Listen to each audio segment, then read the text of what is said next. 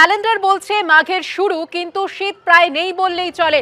আর আজ সকাল থেকেই দেখা যাচ্ছে কুয়াশার দাপট, কোথাও কোথাও কুয়াশার দাপট এতটাই যে দৃশ্যমানতা 50 মিটারেরও নিচে নেমে গেছে। আমি এখন যেখানে দাঁড়িয়ে রয়েছি সেখানকার ছবি আপনাদের দেখাবো। ঘড়ির কাঁটায় সকাল 10টা বেজে গিয়েছে, কিন্তু দেখুন দৃশ্যমানতা নেই বললেই চলে, কিছুই দেখা যাচ্ছে না। প্রায় একেবারে সাদা ঘন কুয়াশার চাদরে চারিদিক ঢেকে রয়েছে। আমার ক্যামেরা পার্সন স্বপন মজুমদার সেই ছবি দেখাচ্ছেন, আপনারা দেখতে পাচ্ছেন সেই ছবি।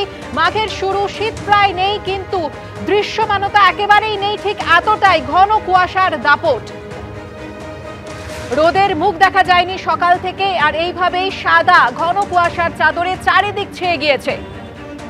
আর এই ঘন কুয়াশার প্রভাব পড়তে শুরু করেছে বিমান চলাচল এবং ট্রেন চলাচলে। আজ সকাল থেকে বিমান চলাচলে কলকাতার ক্ষেত্রে প্রভাব পড়েছে। যেমনটা জানা যাচ্ছে, সকাল থেকে কলকাতাগামী 4টি বিমানকে নিয়ে যাওয়া হয়েছে অন্য বিমানবন্দরে, এবং সকালে কলকাতা থেকে উঠতে পারেনি কোনো বিমান। আমাদের প্রতিনিধি ব্রতদীপ ভট্টাচার্য রয়েছেন আমাদের সঙ্গে। ব্রতদীপ, কি জানতে পারছো বিমানবন্দর সূত্রে, কি খবর, কখন এই পরিস্থিতি স্বাভাবিক হবে?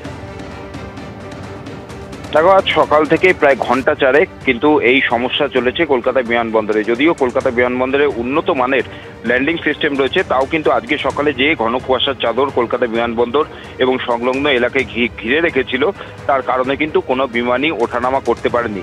প্রায় ভোর 5টার আগের থেকেই সমস্যা শুরু হয়েছে এবং সকাল 9টা পর্যন্ত দৃশ্যমানতা একেবারে তলানিতে গিয়ে ঠেকেছিল। 50 মিটারের নিচে দৃশ্যমানতা ছিল, যার কারণে কিন্তু কোনো বিমানই ল্যান্ড করতে পারেনি কিংবা টেক অফও করতে পারেনি।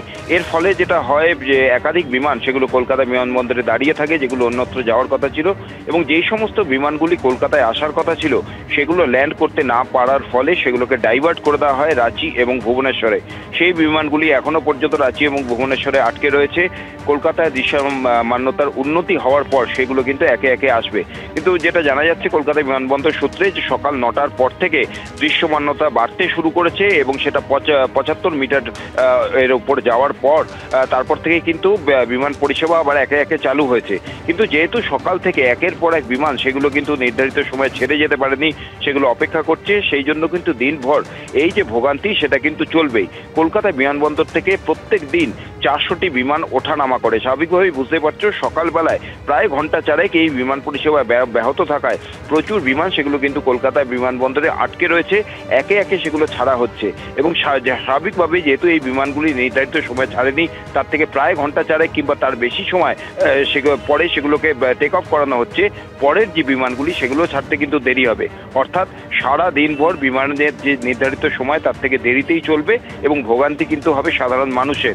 এবং এই সমস্যা কিন্তু দেখা গেছে যে উন্নত মানের যে ল্যান্ডিং সিস্টেম ক্যাট 3B যে সিস্টেম রয়েছে সেটা থাকা সত্ত্বেও আজকে সকালে কিন্তু কলকাতা বিমানবন্দরে এই পরিষেবা ব্যাহত হয়। এমনিতেই কলকাতা এই কুয়াশা প্রবণ এলাকা এবং কলকাতায় কুয়াশার দাপট ভালোই দেখা যায় শীতের সময়, সেই কারণেই কিন্তু এই ল্যান্ডিং সিস্টেম আনা হয়েছিল।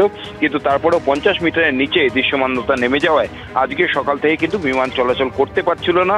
9টার পর থেকে দৃশ্যমানতা কিছুটা উন্নতি হয়েছে, 75 মিটারের উপরে যাচ্ছে আস্তে আস্তে এবং একে কিন্তু বিমান ছাড়া শুরু করছে। কিন্তু দিনভর বিমান দেরিতেই চলবে, কারণ নির্ধারিত সময়ে যে বিমানগুলি ছাড়ার কথা ছিল সেগুলো ছাড়তে পারেনি।